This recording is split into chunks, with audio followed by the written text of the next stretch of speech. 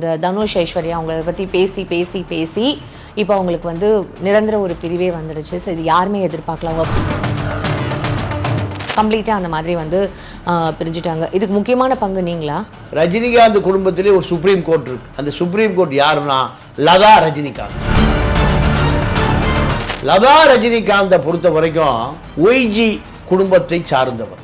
மிகுந்த ஒரு படிப்பாளி குடும்பம், அறிவாளி குடும்பம், பிஜேபி குடும்பம், ஆர்எஸ்எஸ் குடும்பம். தனுஷா தயாரிப்பாளர். ரஜினிக்கு சம்பளம் 200 கோடி ரூபாய். அனிருத்து அதுல இசை. குடும்பமே கொலாப்ஸ் ஆகி போச்சு. ஏன்னா அந்த படம் அட்டர்பிளாப். 80 கோடி ரூபாய் லாஸ். யாருக்கு? தனுஷுக்கு லாஸ். 80, 150, 230 கோடி ரூபாய் லாஸ். இந்த குடும்பத்துக்கு வந்து சேர வேண்டிய பணம். இப்போ நான் அப்படியே அடுத்த கதைக்கு வர்றேன். நோட்ஸ்ல எடுத்து வரீங்களா? நோட்ஸ் புள்ளிவரத்தோட தானே அள்ளி வீசணும் மக்களுக்கு. தனுஷனுடைய இறங்கு முகம், தனுஷனுடைய கடன்கார முகம், தனுஷனுடைய வட்டி முகம், மீட்டர் வட்டி, ஸ்பீடு வட்டி. 400 அப்படின்னு ஒரு படம். அதில் தான் விக்னேஷ் சிவனும் நயனும் லவ்னாங்க. அந்த படம் 4.5 கோடி பட்ஜெட். ஒரு டேக்கு 4 தடவை எப்படியாவது நயனை இம்ப்ரெஸ் பண்ணணும். ஏன்டா அதுக்கு ரஜினி மறுபடியும் காசு தான் கிடைச்சுதா? கடன் கொடுத்து போல எங்க போற மொத்தமா ரஜினி அவர்கள் இருமா கதையை முடிக்கல. இப்போ கணக்கு பார்த்தா ஒரு 300 500 கோடி ரூபாய் கடன் இருக்கு. ஒரு ஆக்டரை பத்தி பேசணும், ஒரு ஆக்ட்ரஸ் பத்தி பேசணும். இவ்ளோ நோட்ஸ் நீங்க எடுத்துட்டு வரீங்களே பாண்டியன் சார். தனுஷ் அவர்கள் வந்து இவ்வளவு இப்ப இந்த நோட்ஸ் எடுத்து என்னை பத்தி பேசுற அளவுக்கு இது தேவையான்னு உங்களை கேட்க மாட்டாரா? சன் பிக்சர்ஸ் என்ன சொல்றான்? நார்த்ல ஒரு 100 கோடி ரூபாய் வியாபாரம் இருக்குங்க. நீங்க தயவுசெய்து போய் யோகி ஆதித்யநாத் காலில் போய் நீட்டி விழுந்துருங்க. நேரம் போனா காலை தேட விழுந்துட்டார் நேரம். நம்ம தமன்னாவா? ஆமா, தமனா பாட்டு ஒண்ணு இருக்கும்ல. அப்ப மட்டும் நீங்க எப்படி இப்ப நம்ம தமன்னான்றீங்க? நம்ம தமன்னா நீங்க மட்டும் எப்படி சொல்றீங்க? நம்ம பொண்ணுமா அத வந்து வந்து பாருன்னு கூப்பிடுறா யோகி. நான் வரலப்பா. எது அந்த சாங்க பாக்குறதுக்கு ஒரு யோகி ஆதித்யநாத் தான் வான்னு கூப்பிடுறா. சார் எப்படி சார் நீங்க ஒரு விஷயத்தை இப்படி திருச்சி அப்படி வேற மாதிரி பேசுறீங்க? எது காவாலா சாங்னு அந்த ஒரு காவாலா மறந்துட்டேன்.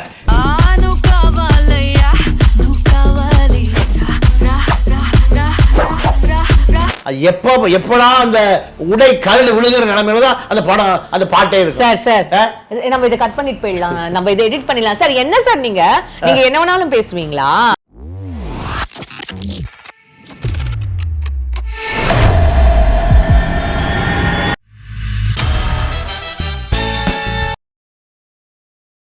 பிபிடி சினிமா நேயர்கள் அனைவருக்கும் வணக்கம். நான் உங்கள் அமிர்தா. இன்னைக்கு நம்மளோட தமிழ பாண்டியன் சார் தான் இருக்காரு. நிகழ்ச்சிக்கு போகலாம். சார் வணக்கம் சார்.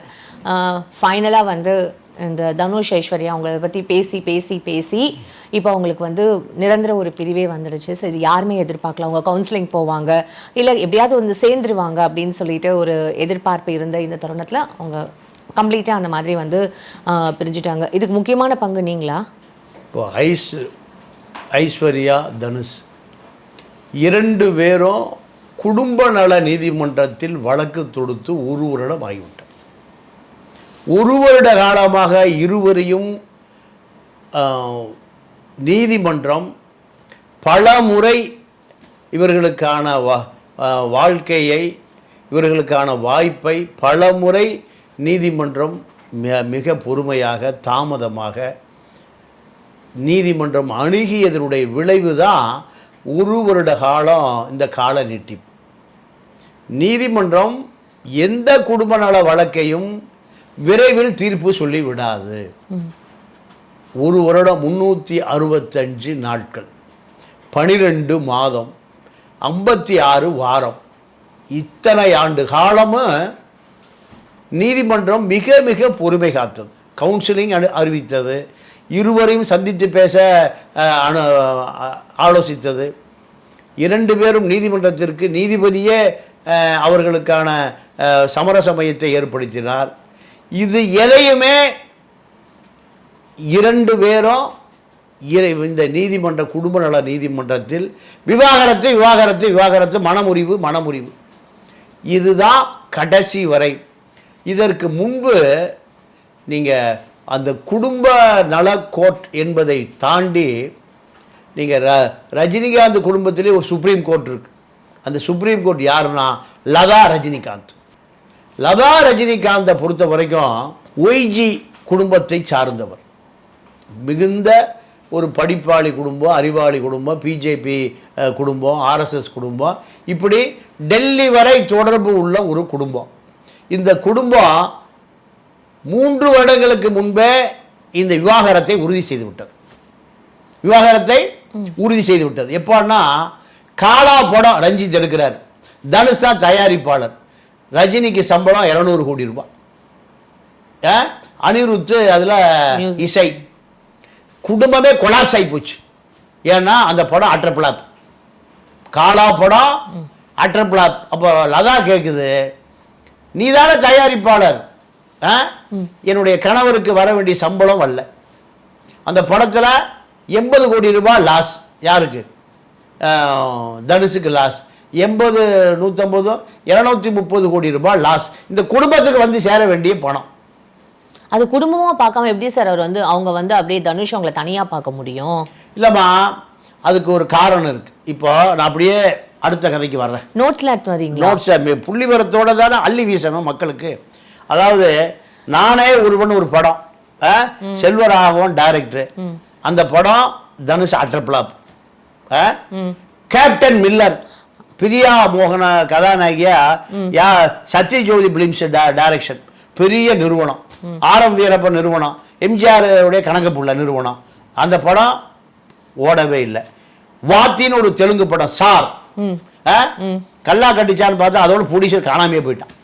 தனுஷனுடைய இறங்கு முகம், தனுஷனுடைய கடன்கார முகம், தனுஷனுடைய வட்டி முகம், மீட்டர் வட்டி, ஸ்பீடு வட்டி. அடுத்து ராயன்னு சன் பிக்சர்ஸ் எடுக்கிறாங்க. ஏதாவது ஓடுமா தேருமானா சன் பிக்சர்ஸ். அடுத்து தனுஷ் வீட்டு பக்கமே போறதில்லை. அடுத்து ஜெகமே தந்திரம், அந்த படம் கார்த்திக் சுப்புராஜ் எடுக்கிறாரு. என்னையாச்சுன்னா அதோட கார்த்திக் சுப்புராஜே காணும், அட்டர் பிளாப். அப்போ எத்தனை கோடி இழப்பு, எத்தனை டைரக்டர் காணாம போயிட்டான், எத்தனை கம்பெனி ஏன் கவனம் செலுத்துவதில்லை. அடுத்து மாறன் ஒரு படம், மாளவிகா மோகனை வச்சு எடுத்தாங்க. அந்த படம் இப்போ தியேட்டரில் எல்லாம் காற்று வாங்குது. மாறன் சரிப்பா, எல்லாம் முடியல வரைக்கும் கொண்டு போய் ஹாலிவுட்டில் விடுறாரு ரஜினிகாந்த். கிரேமேன் ஒரு படம், ஹாலிவுட் படம். அந்த படம் வந்த பிறகு தமிழில், தெலுங்குல, கன்னடத்தில் மருமகன் கொடி உயரமாக கொடி கட்டி பரப்பான்னு பார்த்தா அந்த படம் ரிலீஸே ஆகலை. கிரேமேன் பிளாக் மேன் ஆகி போச்சு. இந்தியாவில் அந்த படம் ரிலீஸ் ஆகலை. பிரசாத் ஸ்டுடியோலாம் புக் பண்ணி வச்சுருந்தாங்க, படம் ரிலீஸ் ஆகும், பல நாள் கொண்டாட்டம் ஆகலாம், நிறைய ரிப்போர்ட் போல கவர் போட்டு வச்சுருந்தாங்க. ஒரு வயலும் வரல, கவர் வாங்குறதுக்கு வரல, படம் ரிலீஸ் ஆகலை தனுஷ். அடுத்து நீங்கள் கர்ணன் படம், மாரி செல்வராஜ் எடுத்தார் தனுஷ், முதல் படம், தயாரிப்பாளருக்கு பெரிய லாஸ். சரிம்மா, இதை விட காலா படம் எடுக்கிற போதே லதா ரஜினிகாந்த் என்ன பண்ணோம், என் மகளையும் ஒரு டைரக்டராக போட்டு ஒரு படம் எடுக்கணும். யார்கிட்ட? தயாரிப்பாளர் ஒரு பேரம் பேசும். VIP 2 என்ன ஆச்சு? தயாரிப்பு அதோட ரஜினி வீட்டு பக்கம் வர்றதே இல்லை. என்னையாச்சு? நான் VIP இருந்த கடைசியில் IP கொடுத்துட்டேன்னாரு. மஞ்சள் காகித IP தெரியுமா? அடுத்து அது அந்த அந்த படத்தை அனிருத்தோட சண்டை போட்டு கும்பலே காலி ஆகி போச்சு. சரி, 400 அப்படின்னு ஒரு படம், அதில் தான் விக்னேஷ் சிவனும் நயனும் லவ்னாங்க. அந்த படம் 4.5 கோடி பட்ஜெட். யாருடைய காசு? நம்ம உதயநிதி சொல்ல, யாருடைய அப்பா காசு? இந்த கடைக்கார பூரா ரஜினி வீட்டுக்கு போகிறான் கொஞ்ச நாளையில். அந்த படத்தில் 4.5 கோடி ரூபா பட்ஜெட்டு 16 கோடி ஆகி போச்சு. ஒரு டேக்கு 4 தடவை எப்படியாவது நயனை இம்ப்ரெஸ் பண்ணணும். ஏன்டா அதுக்கு ரஜினி மருமக காசு தான் கிடைச்சுதா? தனுஷ டைவர்ஸா இருக்கிறதெல்லாம் காரணமா? நயனை விக்னேஷ் சிவனை லவ் பண்றதுக்கு யாருடைய பணம்? கடன் கொடுத்து போல எங்க போக போறா மொத்தமா? ரஜினி அவர்கள் இருமா, இந்த கதையை முடிக்கல. அடுத்து சேனாண்டால் பிலிம்ஸ், முரளி, சத்யஜோதி பிலிம்ஸ், இப்படி 5 ஸ்டார் கதிரேசன், இவங்கிட்ட எல்லாம் கடனை வாங்கி ஒரு பில்டிங் கட்டி வச்சிருக்காரு. எங்க? போயஸ் கார்டனில். ஒவ்வொரு செங்கல் ஒருத்தனுக்கு, சிமெண்ட் ஒருத்தனது, தாழ்வாரம் ஒருத்தனது, இத்தனை பேர் கடன் கொடுக்கணும். 200 கோடி ரூபாய் கடன் கொடுக்கணுங்கிறான். போயஸ் கார்டன் வீட்டை என் காசை வாங்கி வீட்டை கட்டி விட்டாரு. காசு கொடுக்கல ரஜினி வீட்டுக்கு போயிடுவான், அவ்வளோ பேரும். இப்போ யார் யார்? சேனாண்டால் முரளி, சத்யஜோதி, 5 ஸ்டார் கதிரேசன் அட்வான்ஸ் கொடுத்த படத்தில் எங்கே நிற்குது? பாய்ஸ் காரில் ஊடாக நிற்குது. இவன் அவ்வளோ பேரும் ரெட் கார்டு போடி அவனுக்கு. சினிமா பக்கமே வரக்கூடாது ரஜினி மருமகனுக்கு. இவ்வளோ பஞ்சாயத்து இருக்கு. அப்படியே வாங்க. அடுத்து கபாலியோட கலைப்புலி தானு காலி ஆயிட்டார். சரி, லைக்காவில் லால் சலாம் ஒரு படம், யாருக்கு? ஐஸ்வர்யா ரஜினிகாந்த் டைரக்ட் பண்ண. அதுக்கு லைக்கா நிறுவனத்தில் ரஜினி கால்ஷீட் கொடுக்கும்போது மகளுக்கு ஒரு அமௌண்ட்டை பேசுகிற அந்த அம்மா. பேரனுக்கு தான் பேசலை, பேட்டி இப்போ பிறந்தா பேசல, எல்லாத்துக்கும் மொத்தமாக பேசுகிறேன். இப்படி சம்பாரிச்ச பணம். அடுத்து வைராஜா வை, இப்படி பல படங்கள் என்னாச்சுன்னா ஊற்றி சன் டிவி, லைக்கா இவங்க தான் பெரிய பட்ஜெட்டில் படம் எடுக்கிற ஆட்கள். ரஜினியை எடுக்கும்போது மருமகனையும் எடுக்கணும், மகளையும் எடுக்கணும், இப்படியெல்லாம் சொல்லி இப்போ லைக்கா, சன் பிக்சர்ஸ் எல்லாம் தனுஷு வேற சொல்லி இப்போ தனுஷுன்னு ஒரு ஆளை பார்த்து 5 வருஷம் ஆச்சு. இத்தனை கோடி கடன் இருக்கக்கூடிய ஒரு நபர் இவர் மேலும் மேலும் கடன் ஆகிட்டே இருக்குது. இப்போ கணக்கு பார்த்தா ஒரு 300 500 கோடி ரூபாய் கடன் இருக்கான் தனுஷுக்கு. சரி, இப்போ நீங்க இந்த நோட்ஸ்லாம் எடுத்திருக்கீங்களா? காலேஜ்ல இந்த மாதிரி நோட்ஸ் எடுத்திருக்கீங்களா? நானுமா இந்த நோட்ஸ் மூளை காலேஜ்ல நோட்ஸ் இப்படி எடுத்தது இல்ல. காலேஜ்ல கூட நீங்க இப்படி நோட்ஸ் எடுத்துருக்க மாட்டீங்க. ஒரு ஆக்டரை பத்தி பேசணும், ஒரு ஆக்ட்ரஸ் பத்தி பேசணும், இவ்வளவு நோட்ஸ் நீங்க எடுத்துட்டு வரீங்களே பாண்டியன் சார். தனுஷ் அவர்கள் இவ்வளவு இப்ப இந்த நோட்ஸ் எடுத்து என்னை பத்தி பேசுற அளவுக்கு இது தேவையான்னு உங்களை கேட்க மாட்டாரா? இல்ல, அதாவது வீட்டுக்குள்ள 4 சோத்துக்குள்ள இருந்தா குடும்ப சண்டை வெளியே தெரியாது. தெருவில் அடிச்சிட்டீங்கன்னா ரோட்ல போறவரெல்லாம் பஞ்சாயத்து பண்ணுவான். டேய் சொன்னடி பொண்டாடி சொல்லி கேட்டுறா, அம்மா நீ அவன் சொல்லி கேட்டுருமா. தெருவில் சண்டை வந்தா ரோட்ல போறவனெல்லாம் நீங்க பஞ்சாயத்து பண்ணுவான். அதுதான் கதை. இப்போ இவ்வளவு கடன் ஆன பிறகு நீங்க லதா ரஜினிகாந்த் என்ன முடிவு பண்ணுதுன்னா, இவர் எதிர்காலத்தில் ஏவிஎம் ஸ்டுடியோவை இப்போ இழுத்து மூடிட்டானுங்க, சினிமா எடுக்கிறதே இல்லை. ஆமாம் சார், ரொம்ப வருத்தத்தோடு சொல்கிறீங்க. ஜெமினி வாசன் அவர் தஞ்சாவூர்லேருந்து கிளப்பி வரும்போது அவங்க அம்மா ஒரு 100 ரூபா நோட்டை கொடுத்து அனுப்புது ஜெமினி வாசனுக்கு. அந்த 100 ரூபா நோட்டை எப்போவுமே மடியில் வச்சுருப்பாராம். அப்போது ஒரு படம் எடுத்து அந்த படத்தை பார்த்தாரு, சரியில்லை, ஊற்றி மூடின்னு போயிட்டார். குலை பகாவலின்னு ஒரு படம் எடுக்கிறார். எடுத்து சொத்தை பூரா விற்று போடுறாரு. விற்று போட்டோடனே அவங்க அம்மாட்ட போய் சொன்னாங்களாம், அம்மா அவன் பையன் தெருவுக்கு வந்துடுவான், நீ தஞ்சாவூரில் ஆப்பம் சுட்டு இட்லி சுட்டு விற்றுட்டு இருந்த, இப்போ திருப்பி நீங்கள் தஞ்சாவூருக்கு உன் பையன் உனக்கு கூட்டிகிட்டு போயிடுவான். இதுக்கு இட்டு உனக்கு வயசாகி போச்சு, பல கோடி அதில் நட்டமாகி போயிடும், குலை பகாபலி படம் வராதுன்னு. ஆனால் அவங்க அம்மா ஒரு நாள் கூப்பிட்டே, மகனே வாடா, என்ன 2 பேரும் உட்காந்து, நீ 30 வருஷத்துக்கு முந்தி சென்னை வரும்போது கஷ்டப்படாதான்னு நான் சேர்த்து அந்த காலத்தில் 100 ரூபா பெரிய நோட் கொடுத்தேன். இப்போ நீ பல கோடி சம்பாரிச்சு பெரிய ஜெமினி காம்ப்ளெக்ஸ், அது பேரே ஜெமினி பாலம் தான், அண்ணா மேம்பாலம் கிடையாது. என்ன பாலம்? ஜெமினி பிரிட்ஜ் தான் சொல்லுவான் அன்னைக்கு வரைக்கும். இவ்வளோ பெரிய நிறுவனம் ஆகி எல்லாம் சொல்கிறான், நீ படம் எடுத்து எல்லாம் முடிஞ்சு போயிருவின்னு சொல்கிறாங்க. அப்போ மடியில் வந்து 100 ரூபா காமிச்சாலும், நீ கொடுத்த மூட்டை அப்படியே வச்சுருக்கேன், இதோட நம்ம ஊருக்கு போயிடுவோம். எதோட? அந்த 100 இதெல்லாம் 100 ரூபா நம்ம வந்தோம், இத்தனை கோடி சம்பாதிச்சோம், இப்போ அந்த 100 ரூபா பத்திரமா வச்சுருக்கேன், நம்ம இப்போ போயிடும், உனக்கு உழைச்சி போடுறனாலாம். சரிடா உனக்கு புத்திசாலி போகலான்னு இருக்கான். அந்த படம் பெரிய சூப்பர் டூப்பர் ஹிட்டு. அப்போது அது ஓடலைன்னா 100 ரூபாய் இட்லி கடைக்கு தான் போகணும். இந்த நிலைமை ரஜினிகாந்த் உடைய பேரனுக்கு வந்துடக்கூடாதுன்னு லதா ரஜினிகாந்த் முடிவு பண்ணுது. லதா ரஜினிகாந்த் ஐஸ்வர்யாவுடைய 2 பசங்க இருக்காங்க, அவர்களுடைய எதிர்காலம் குறைந்தது பல 1000 கோடியாவது இருக்கணும். ஏன்னா ரஜினியை பொறுத்தவரை ரஜினி இந்த குடும்பத்துக்கு ஒரு ஏடிஎம் மிஷின். ஜெயிலர் படம் வருது, சன் பிக்சர்ஸ் என்ன சொல்கிறான், நார்த்தில் ஒரு 100 கோடி ரூபாய் வியாபாரம் இருக்குங்க, நீங்கள் தயவுசெய்து போய் யோகி ஆதித்யநாத் காலில் போய் நீட்டி விழுந்துருங்க.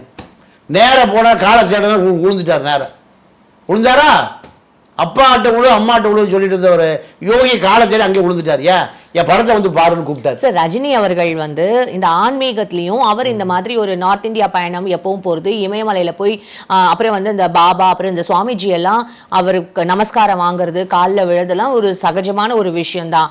அதை நீங்க பொலிட்டிக்கலா பாக்குறதுனால இது ஒரு பெரிய இஷ்யூ ஆக்குறீங்களா? இல்லைம்மா, யோகி ஆதித்யநாத் ஒரு ஆன்மீகவாதி அல்ல, இரத்த கரைபடிந்த ஒரு கைக்கு சொந்தக்காரர்.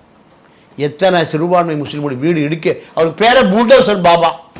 ஒரு முஸ்லீமுடைய வழக்கு ஒரு நீதிமன்றத்தில் இருந்தால் புல்டோசர் தரமட்டம் பண்ணிடுவார்.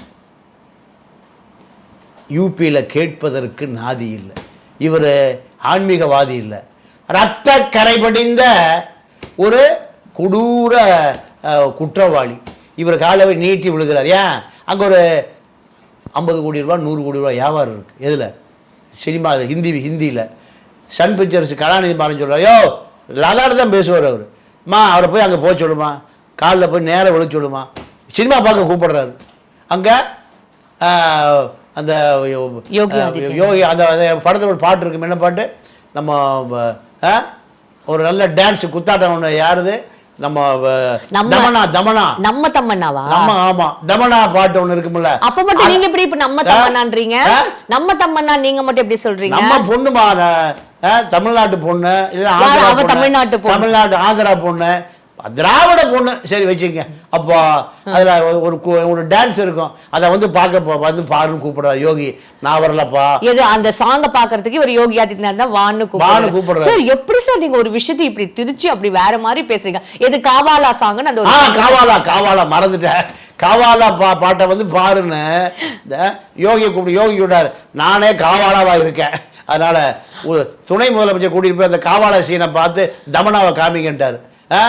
அப்போ எப்படா அந்த உடை கல்ல விழுகிற நிலைமையில தான் அந்த படம், அந்த பாட்டே இருக்கு. சார் நம்ம இதை கட் பண்ணிட்டு போயிடலாம், நம்ம இதை எடிட் பண்ணிடலாம். சார் என்ன சார் நீங்க என்ன வேணாலும் பேசுவீங்களா?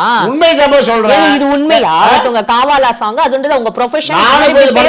நான் சொல்லி இல்லம்மா, அது நிறைய யூடியூப்ல வரும் அந்த காவாலா பாட்டு. அந்த ஸ்கட்டு கிட்டெல்லாம் கல்ல விழுந்துற நிலைமையில தான் அந்த படத்தை பார்க்கக்கூடிய நிலைமையில பக்கத்து சீட்ல இருக்கிற. அப்போ ஏமா ரஜினி 76 வயசாச்சு. திமுக உள்கட்சி சண்டைனா கலைஞர் என்னும் தாய் யாரு, பழைய பஸ் கண்டக்டர் ஏவா வேலு எழுதி துரைமுருகன் கண்ணில் விரல விட்டு ஆட்டினா கத்திரிக்காய் விட்டு ஆட்டினா உனக்கு என்னையா வேலை? ராகவேந்திர கல்யாண மண்டபம் புறம்போக்கு இடம். கருணாநிதி ஆற்காடு வீராசாமி 2 பேரும் தலையிட்டு தான் அந்த டபுள் டாக்குமெண்ட் இடம் ராகவேந்திராக்கு 100 கோடி ரூபாய் இடத்த ஒரிஜினல் உரிமையாளரிடம் பேரம் பேசி ரஜினிக்கு அந்த இடத்தை காப்பாற்றி கொடுத்தது திமுக. அதனால திமுக எப்பவும் விசுவாசமா இருப்பார். திமுகவுக்கு விசுவாசமா இருப்பாரு. திமுகவுக்கு கல்யாண மண்டபத்தை காப்பாற்ற 100 கோடியை காப்பாற்றணும், 5000 கோடியை காப்பாற்றுறதுக்கு பிஜேபியில் இருக்கணும். ராஜா பையான்னு ஒரு பெரிய ஜார்க்கண்ட்ல ஒரு பெரிய கொலை குற்றவாளி, அவன் காலம் தேடுறாரு. அவனை போய் ராஜா பையா என்ற கொலை குற்றவாளியை பார்க்க வேண்டிய தேவை ரஜினிக்கு எதுக்கு வந்தது? ஏன்னா ஜார்க்கண்ட்ல பல ஆயிரம் கோடி ரூபாய் நிலக்கரி சுரங்கத்தில் லதா ரஜினிகாந்த் உடைய இன்வெஸ்ட்மெண்ட் இருக்கு. அப்போ அதுக்கு ராஜா பையா காடு வேணும்.